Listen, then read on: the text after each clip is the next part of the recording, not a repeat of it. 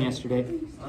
So yesterday we started lesson 8.3, show that a quadrilateral is a parallelogram.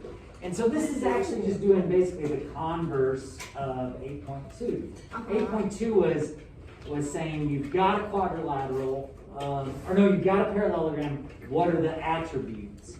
Well, 8.3 is going in reverse order. It's saying, well, you've got a quadrilateral with certain attributes. Is it a parallelogram? Does that kind of make sense? And I think I had you guys go ahead and fill in 8.7 and 8.8. Is that right? One on the back. 8.10. Along with 8.10, because they are the same theorems as before, but just the converse. So just to recap, if both pairs of opposite sides of a quadrilateral are congruent, it's a parallelogram. This one says if both pairs of opposite angles are congruent, then it's a parallelogram. And I believe we were in the middle of this proof when we finished up yesterday. So far, all our proofs have involved taking a quadrilateral and cutting it into a triangle, into triangles. And that kind of makes sense because I don't know if you guys remember, but we spent a lot of time talking about triangles. Yes. So far, it looks like we had our given, which is a good thing to have. And then we did draw a diagonal in, and we did the reflexive property. Now, why was that advantageous? It's a shade. So you can do side, side, side. Side, side, side. Why was it a good thing for us to do to help us out? Yeah. We couldn't solve. And now, I believe where we were at was, we have down here that angle BAC is congruent to angle ACD by CPCTC.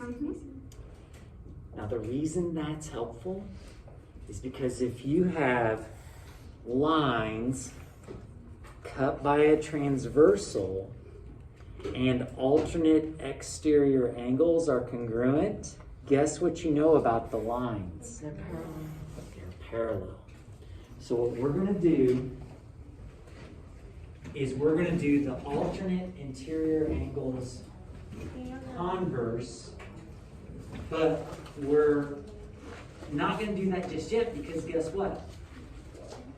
We can also do these angles here. And for some reason it helps me when the parallel lines are like this and the transversal. So do you guys see how we'll also have alternate interior angles here? But let's document that in our proof. That's angle DAC. And what else? BAC, therefore it would be. Or BCA. And that's also CPCTC, isn't it? Well, now that we've established that, we can say that segment AB is parallel to segment BC. And because of these two. You guys with me? But we can also say that segment AD is parallel to what? BC. And again, the reason we can do that is because alternate interior angles not are congruent, but alternate interior angles converse. If they're congruent, that means you have parallel lines. Now let's go ahead and mark that on our picture. These are parallel. These are parallel. Have we now proven that it's a parallelogram? We sure have. So we can wrap this up and say A, B, C, D is a, we'll do the shorthand there, is a parallelogram. And our justification here is definition of a parallelogram. The definition of a parallelogram is a quadrilateral with both pairs of opposite sides parallel. And that's what we did. So anyway, remember these will be bonus, right? Yes. These will be bonus. Quizzes or tests? I forgot what you said. All of the above? Anywhere you see a proof, it'll be bonus. Okay, let's move on. Example 1. The figure shows part of a stair railing. Explain how you know the support bars NP and NQ are parallel. How do we know that NP and NQ have to be parallel? 8.7. Theorem 8.7, which says what? If the opposite sides of a quadrilateral are congruent, then it's a parallelogram. Yeah, and you could just write that whole thing out if you want, or if you want to say, just cut out the if, you could say both pairs of opposite sides are congruent. That's how we knew, isn't it? If both pairs of opposite sides are congruent, then these have to be parallel. This has to be a parallelogram. If you don't mind, let's flip it over. Theorem 8.9 is a new one. Before we do that one, did you guys already write out Theorem 8.10? Yes. What did it say? If the diagonals of a quadrilateral bisect each other, then it's a parallelogram. It's a parallelogram. Yeah. Does anybody need me to write that out? I'm going to be a little lazy and not write it out. You got this, Seth? You got that? Okay, all right. Picture time. If we've got a quadrilateral and it's got diagonals drawn, and all diagonals, if you draw them all, they're going to cross. But what's got to be special about these? They're bisect. They got to bisect each other. Now notice, am I saying that the diagonals are the same length? No. No, we're just saying that each one is split up perfectly, right? If that happens, then what do we know? It's a parallelogram. It's a parallelogram, which means all those are parallel. Well, you guys ready for the new one? Sure. The new one, I think, makes sense once you draw a picture. Do you want to do the picture first or the words first? Words. I hear Ocean's pretty emphatic with the words part. Are you guys okay with that? We'll do words. All right, so now check this out. If one pair of sides, so this is only talking about one pair of sides. If one pair of sides is both congruent and parallel, guess what you can say? It's a parallelogram. It's a parallelogram.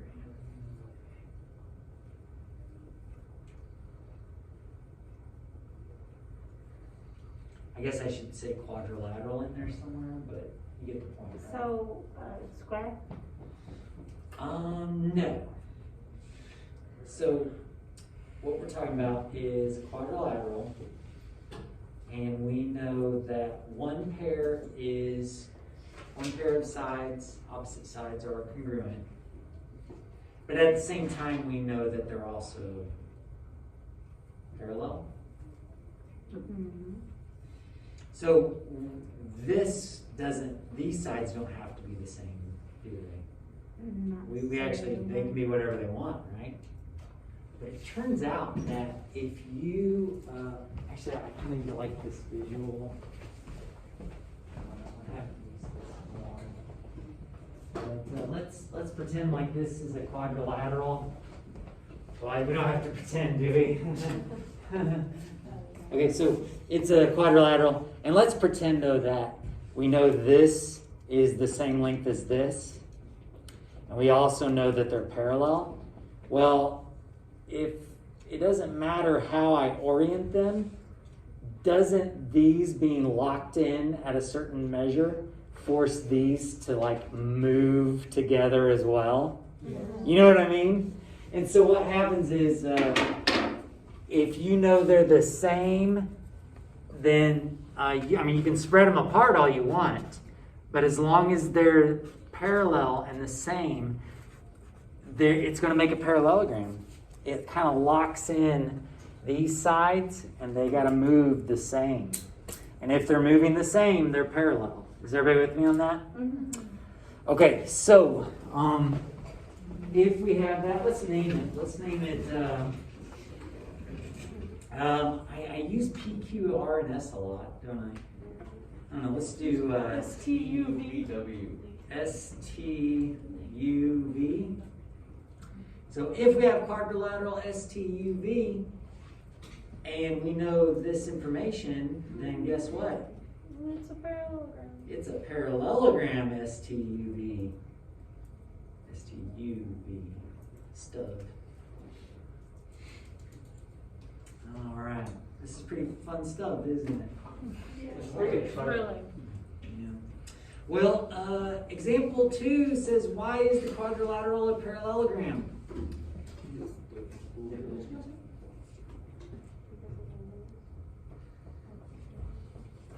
Because the numbers. Wait, what did you ask? Sorry, I wasn't. Oh, why is this quadrilateral a parallelogram? It's a long way. Do you want to share it? Sure, I don't know, like, I'm pretty sure it's probably not the only way. Okay. That's the way I thought of. Yeah. So like, if we drew a diagonal through it, Yeah. so it would, boom, diagonal through like the 80s or either Okay. direction works, I guess. Yeah. Draw a diagonal.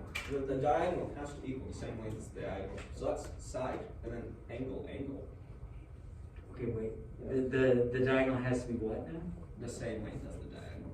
As the other diagonal? No, as itself. Oh, okay, I'm with you. So yeah, I got you. Okay, yeah. And then like, And then you what got else? two angles right there. So that's like an angle, angle side. But I think I'm insane. I think what you're trusting is that when you draw the diagonal in, it splits these up equally to get angle, side angle, or maybe angle, angle, side. But I don't think, Sammy, there's any guarantees that when you draw a diagonal, it's going to split these up equally. Does that kind of make sense? Ocean, man, thank you for trying. I really appreciate it. I just don't think, yeah. Ocean, you got an idea? Okay, so in the blank corner, that angle has to be 100 because 80 and the other angle have to be supplementary because they're beside each other. If it's a parallelogram, but do we know that? Oh crap. Yeah, I know. Quadrilateral has 360 degrees on the inside. Yeah. somewhere That's all around up there. and subtract that from 360. I'm with you, Gary. 360 degrees is what they all add up to. Mhm. And we know that the 3 we know add up to 260. And what does that leave us with? There we go, everybody. And There then we just go. opposite angle. There we go. Okay, so now that we know that, now that we got that out of the way, can we say that it's a parallelogram? Yes. Why? Opposite angles are congruent. Both pairs of opposite angles congruent. So it is important to say, I think it is important to say both pairs, because if you just say opposite angles congruent, you might just be talking about these two, and these might be something else, right? It's got to be both. It's got to be both. All right, let's go on to example 3, if you don't mind. Why is the quadrilateral a parallelogram? The diagonals bisect each other. Diagonals bisect each other.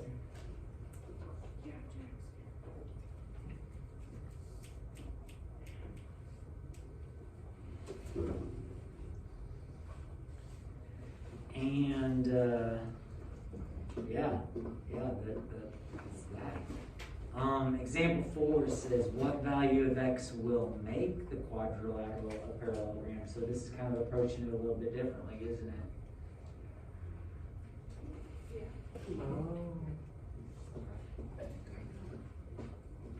What's up, Sammy? I think I might actually know this one. Hey! I might not be insane. Hey, it's okay to be wrong. It's okay. Hey, you were on the path to it, right? I was on the path to the wrong answer. But this time, I think x would equal 8. Sammy says x equals 8. What do y'all think? Yes. Yeah. How'd you get that, Sammy? Because I went through and like, well, the answer has to be, is 32, or else that's gonna get you a negative on the bottom one. So I'm like, okay, let's start at 32. Oh, it's right. Okay, cool. Oh. So I know. well, You multiplied, okay, yeah, I multiplied 8. you multiplied 4 by 8 to get 32 on the other side, and then 8 times 8 would be 64, minus 32 would be 32, so 32 is Just algebra. Yeah. 4x equals 8x. Yeah. Aren't you basically just setting them equal? Yes. I think that's what a lot of people are saying in different ways. Algebra. But yeah, you're basically solving for x.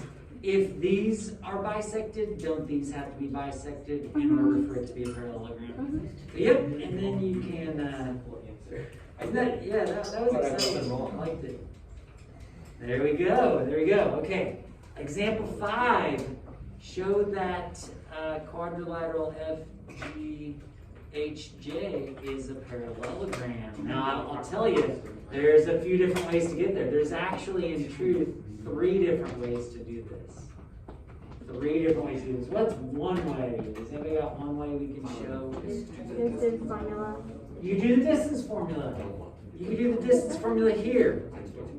Where else would you have to do the distance formula? Everywhere, wouldn't you? And Great. opposite ones would have to be the same, right? Well, what's another way we could do it?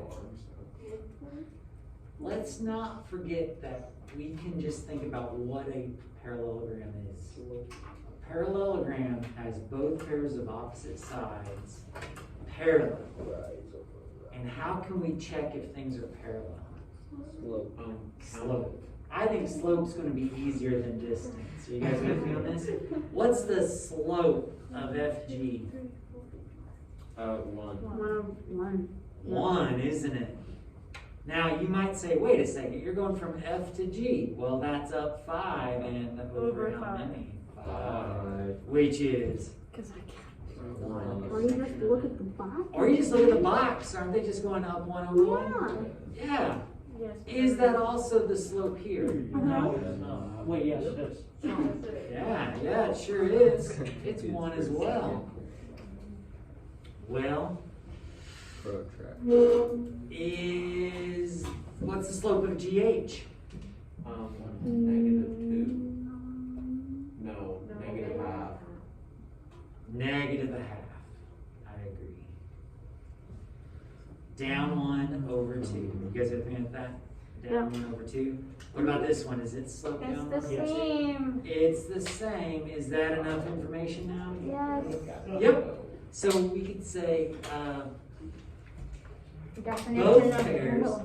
Well, yeah, we could say well, not exactly, because that, I don't know. Yeah, I would rather you say both pairs of opposite sides what? Or parallel. Are parallel.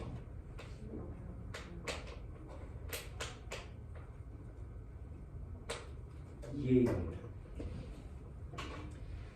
Well, ladies and gentlemen, let's summarize. What are the different ways to prove a quadrilateral is a parallelogram? Finding what sides. Oh, I think what you mean by that is both pairs of opposite sides are congruent. Is that what you mean? That's one way. Another way is what we just did, right? Both pairs of opposite sides are what? Parallel. What else have we learned? Diagonals bisect each What's that? other. The diagonals bisect. Oh yeah, diagonals bisect each other.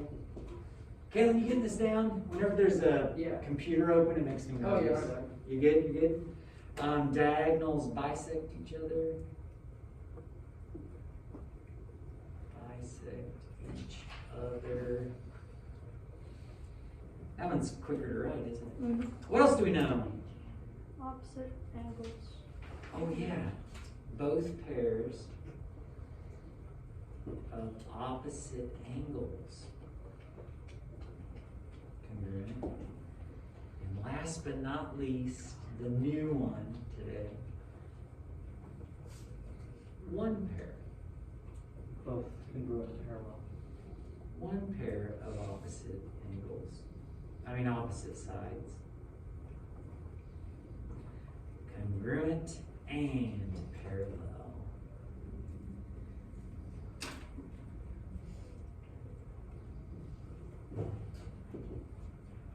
How delightful is that? Is it, What did you say? how delightful is it? Yeah. Is it very delightful? Somebody said how politely. All right, so ladies and gentlemen, if I'm not mistaken, you got a little bit of time, don't you? Oh, yeah, fair enough. Yeah, let's practice this.